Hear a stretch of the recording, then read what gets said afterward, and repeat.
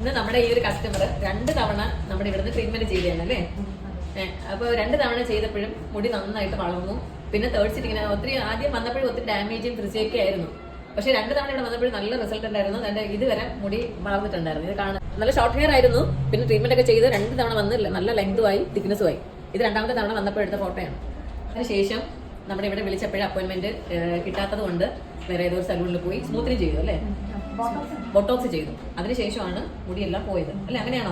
അങ്ങനെയാണ് മുടിയെല്ലാം പോയത്. ഏതെങ്കിലും ബ്രാഞ്ചിൽ വിളിച്ചിട്ട് അപ്പോയിന്റ്മെന്റ് കിട്ടിയില്ല എന്ന് വിചാരിച്ച് എവിടെയെങ്കിലും പോയി ഏതെങ്കിലും കെമിക്കൽ സർവീസ് ചെയ്യരുത് എന്നുള്ള ഒരു അഡ്വൈസ് ആണ് എനിക്ക് തരാനുള്ളത്. കാരണം വളരെ കഷ്ടപ്പെട്ടാണ് നമ്മൾ ഈ ഹെയർ വളർത്തി കൊടുക്കുന്നത്. അമ്മ എഴുതില്ല, നിങ്ങൾ പേയ്മെന്റ് ചെയ്യുന്നത് ശരി തന്നെയാണ്. പക്ഷെ നിങ്ങൾ സർവീസ് കഴിയുമ്പോൾ അത് ഞങ്ങളുടെയും കൂടെ ഹെയർ ആണ്. ഞങ്ങൾ അത്ര കെയർ ചെയ്തിട്ടാണ് ഓരോ സർവീസും ചെയ്യുന്നത്. അപ്പൊ ഇനി നമ്മൾ ഒരിടത്തും പോയി ഒന്നും ചെയ്യരുതേ. ഓക്കെ അല്ലേ? അപ്പൊ കുറച്ചൊന്ന് ചിലപ്പോൾ ഡിലേ ആണ്. നിങ്ങൾക്ക് തരുന്ന അപ്പോയിന്റ്മെന്റ് ഇച്ചിരി ഡിലേ ആണ്. കാരണം നല്ല സർവീസ് ആയതുകൊണ്ട് തന്നെയാണ് ആ ഡിലേ വരുന്നത്. ഞാൻ പറഞ്ഞത് ശരിയാണ്. നമ്മളെ നന്നായിട്ട് കെയർ ചെയ്യണം കേട്ടോ. ഒരുപാട് കാര്യങ്ങൾ ചെയ്യാതിരിക്കാം. Okay, thank you.